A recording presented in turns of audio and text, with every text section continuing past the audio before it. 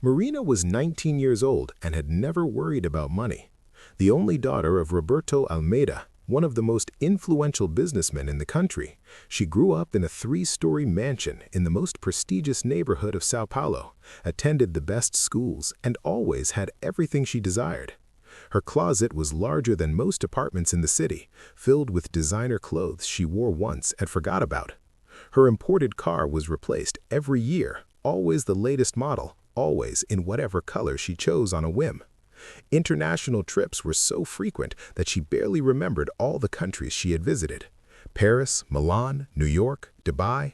Everything became ordinary, expected, almost boring. But Marina didn't really know her father. Roberto was a distant figure, always locked in his office until late hours, always on the phone, always too busy. She saw him during breakfast when he leafed through documents between sips of black coffee, and sometimes at dinner when he arrived exhausted and barely touched the food prepared by the cook. Conversations were brief, superficial. He asked about the architecture school she attended without much interest. She responded with monosyllables, and both returned to their parallel worlds. For Marina, her father was just the man who signed the checks, who paid the bills, who made her luxurious lifestyle possible. She didn't understand what he did exactly, something related to construction and real estate development, but she never bothered to ask. That Thursday in March, Marina was at the mall with her friends, trying on dresses for a charity gala happening that weekend. It was another high society event, one of those where everyone showed up to be seen, to take photos and post on social media, to display their perfect and enviable lives. She had already chosen 3 expensive dresses when her cell phone rang. It was Donna Teresa, the housekeeper, and her voice was trembling, filled with an anguish Marina had never heard before. Her father had fallen ill at the office. An ambulance was on its way. Marina needed to get to the hospital immediately. Marina's world collapsed in that instant. She dropped the dresses in the fitting room, grabbed her purse, and ran to her car, driving like she had never driven before.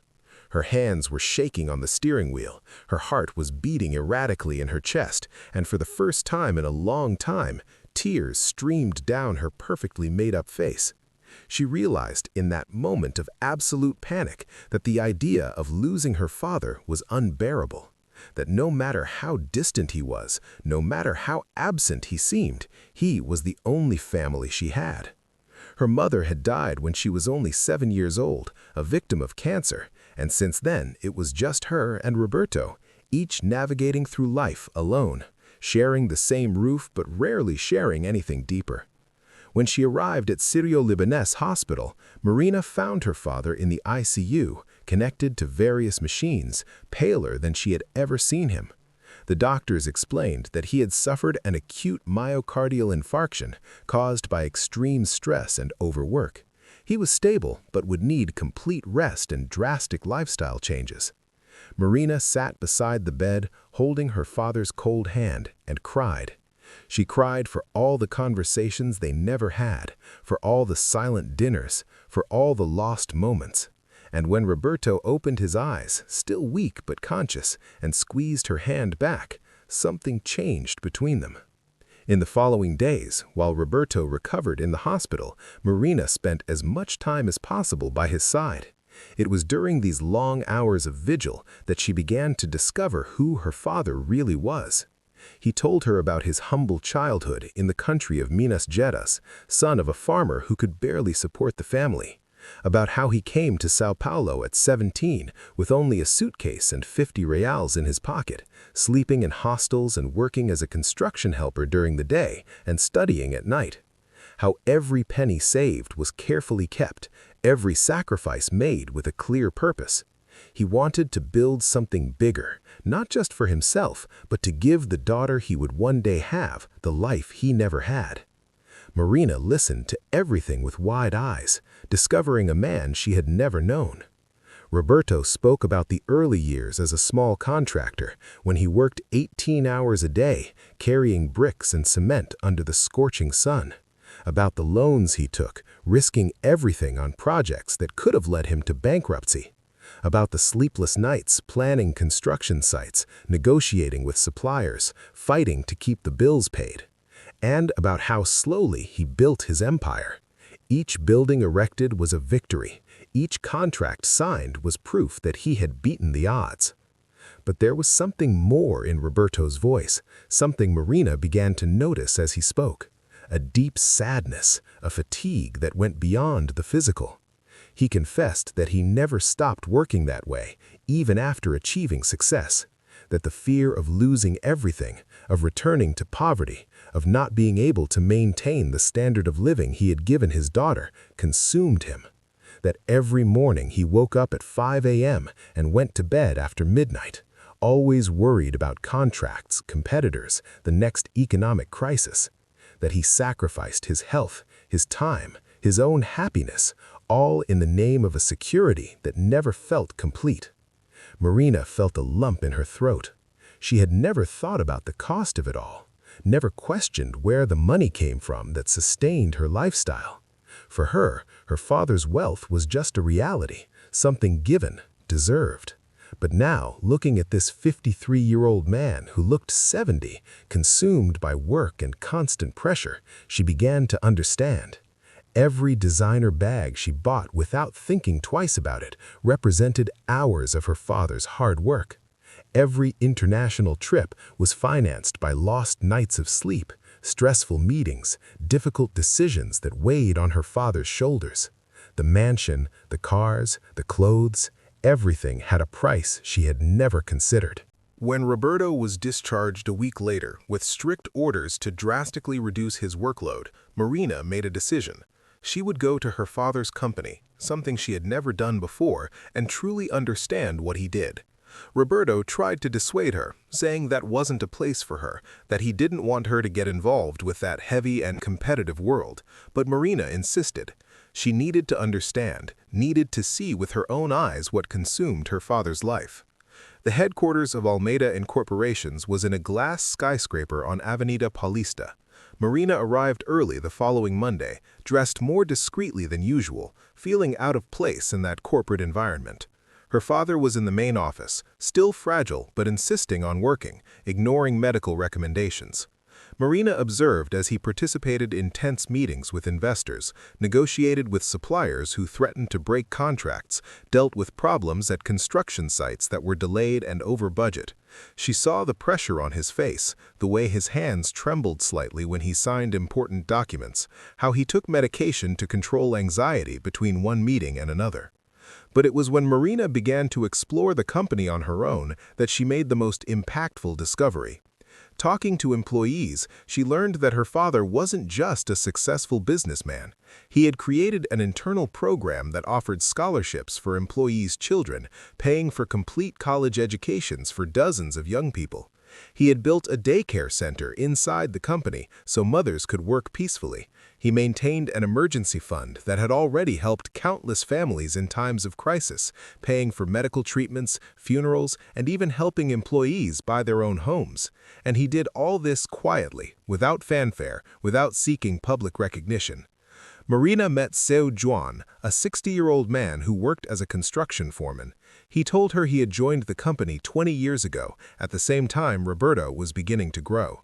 Seo Juan was desperate at the time, with a sick daughter needing urgent surgery and no money to pay for it. Roberto, who at the time wasn't rich yet, took out a personal loan and paid for the surgery. He told Seo Juan he could pay when he could, but never collected.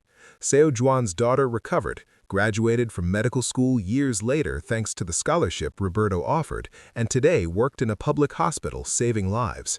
There were tears in the old foreman's eyes when he said he owed everything to Roberto Almeida.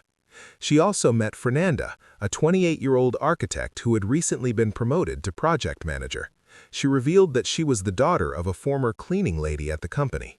When she was 15, her father had abandoned the family, leaving her mother alone with 3 small children.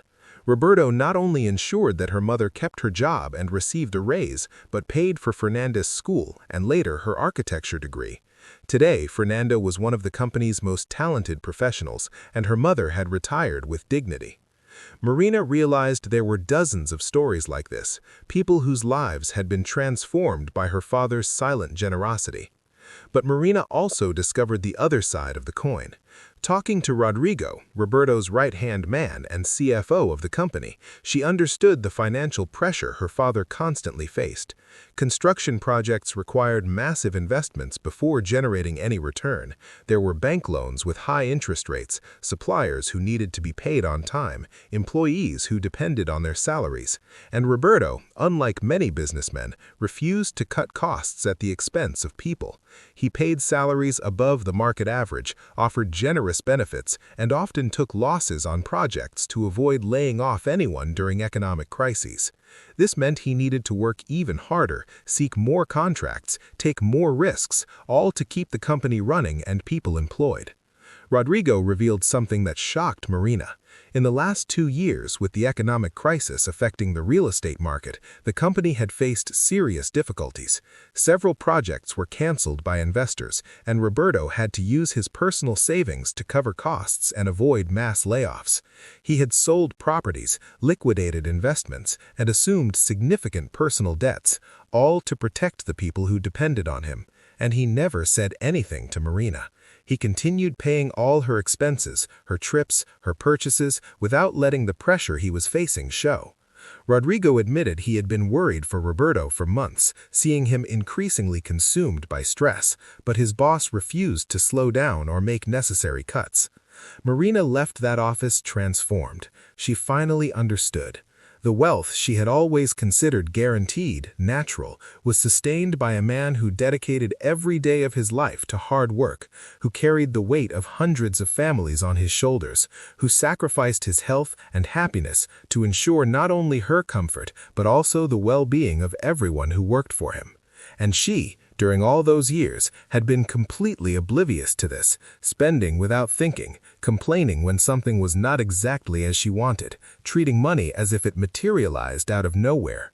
That night, Marina entered Roberto's home office, where he was once again bent over papers despite recovering. She sat across from him, and for the first time in years, they really talked. Marina apologized for being so oblivious, so ungrateful, so thoughtless, for never having asked about his work, for never having shown interest in understanding what he did, for having taken everything for granted. Roberto, with tears in his eyes, tried to say it wasn't her fault, that he had chosen this path, that he wanted her to enjoy the life he never had. But Marina interrupted him. She didn't want that life of superficiality and waste anymore. She wanted something meaningful, something that mattered.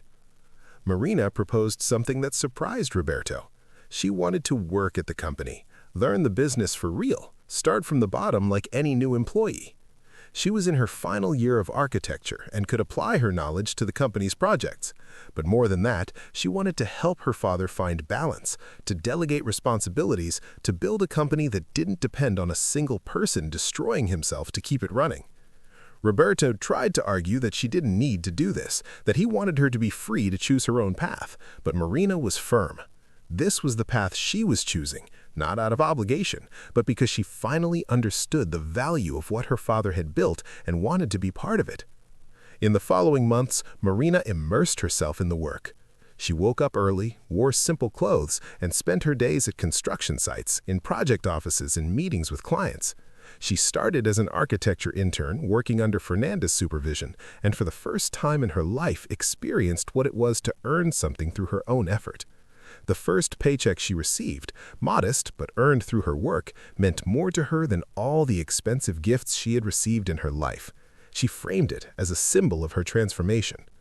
Marina also made drastic changes in her personal life. She sold her imported car and bought a simpler, more efficient model. She donated most of her designer clothes to charity. She canceled expensive trips and began budgeting her expenses for the first time in her life. She still had privileges, that was undeniable, but now she saw them for what they were and sought to use them responsibly. And most importantly, she began spending quality time with her father. Dinners where they actually talked, weekends where they walked through the park and talked about life. Simple moments, but infinitely more valuable than any luxury she had experienced before. Roberto, in turn, began to delegate more, to trust his team, to establish healthier boundaries between work and personal life.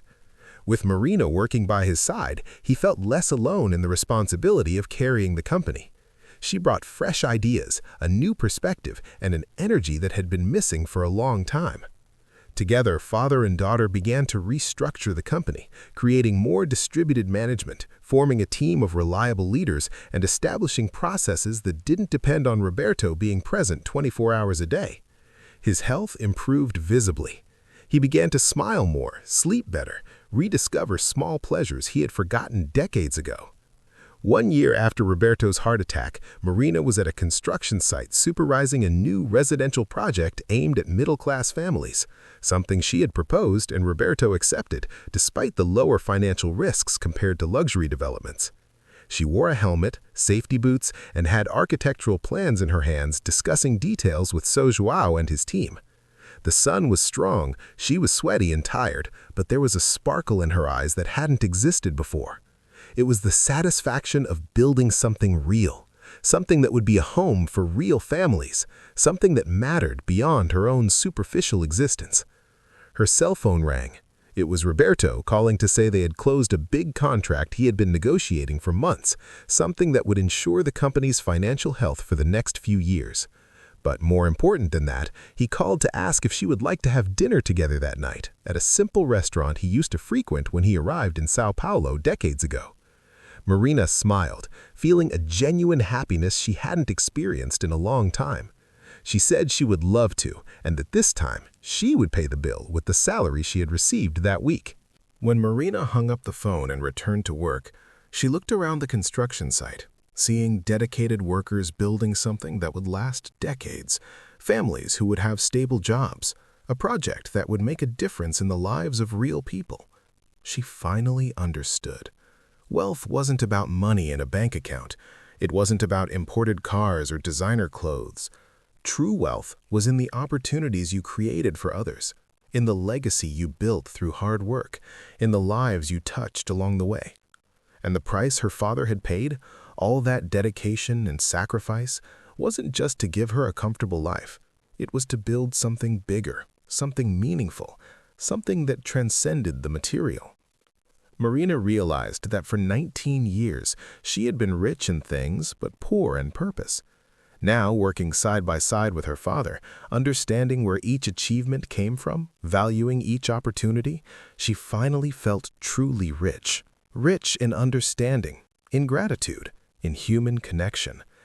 And as the sun began to set over São Paulo, painting the sky orange and purple, Marina knew she had discovered something no money could buy. She had discovered the true value of life, and that changed everything. The transformation wasn't just Marina's. The entire company felt the shift in energy. Employees noticed that Roberto seemed lighter, more present, more willing to listen. The culture began to change from one of fear and pressure to one of collaboration and genuine care. Marina implemented new initiatives including mentorship programs where experienced professionals guided younger employees, not just in technical skills, but in life balance. She created wellness programs, encouraging people to take their vacation days, to go home at reasonable hours, to prioritize their health and families. She also proposed a transparency initiative where the company's financial situation was shared more openly with senior staff, so decisions about cost-cutting or expansion could be made collectively, rather than weighing solely on Roberto's shoulders. This distributed leadership approach meant that when challenges arose, there were multiple minds working on solutions, multiple perspectives being considered. Roberto was initially hesitant, so used to carrying everything alone. But as he saw the results, he began to truly trust and rely on his team in ways he never had before.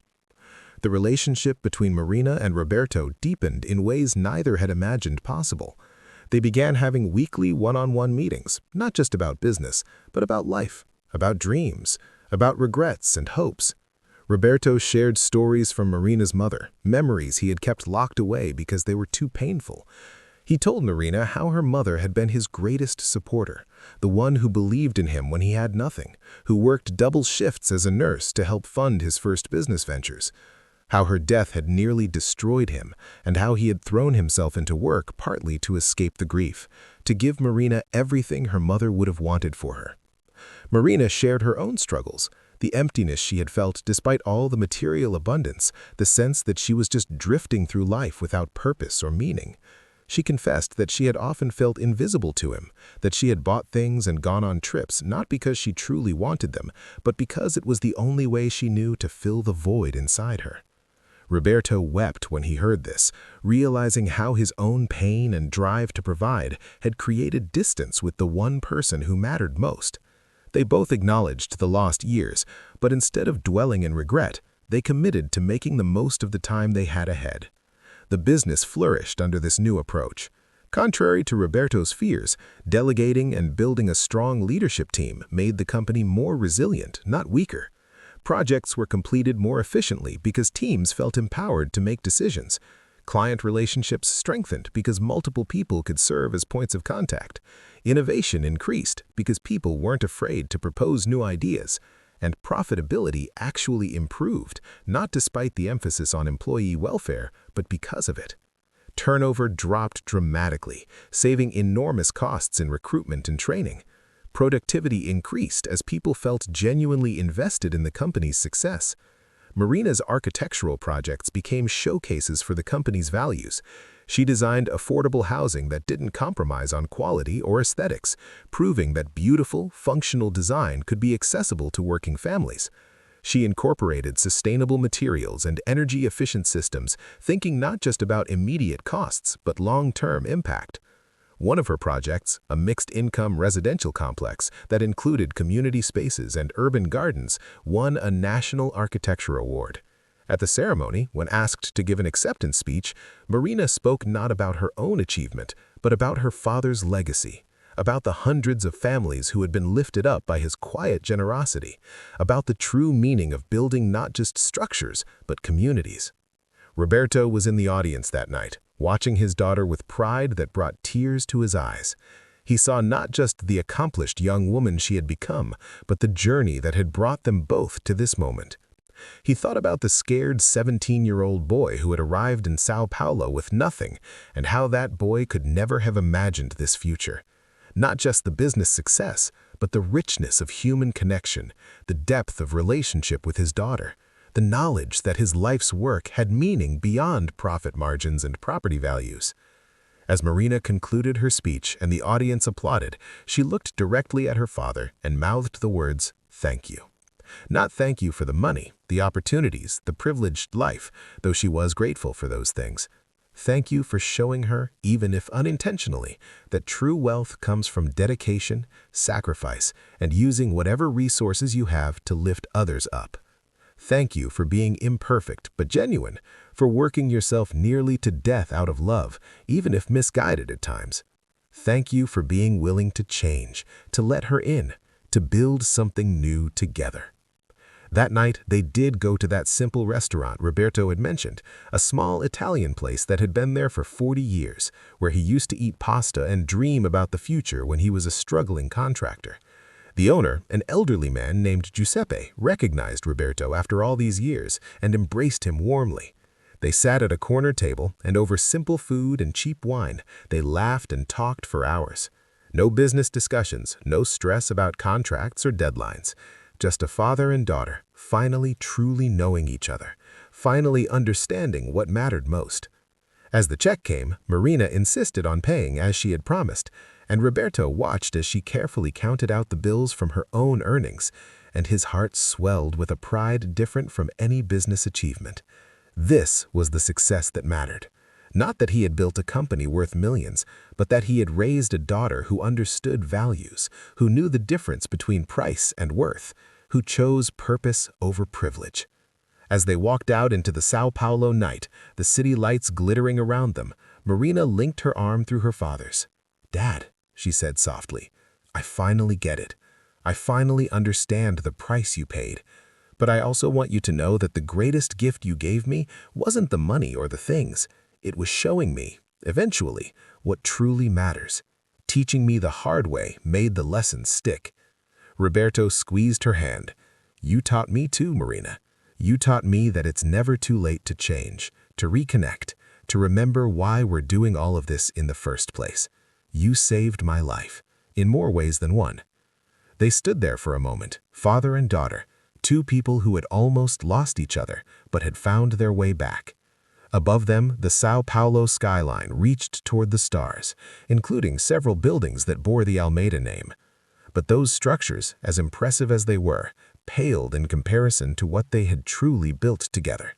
A relationship based on understanding, mutual respect, and genuine love.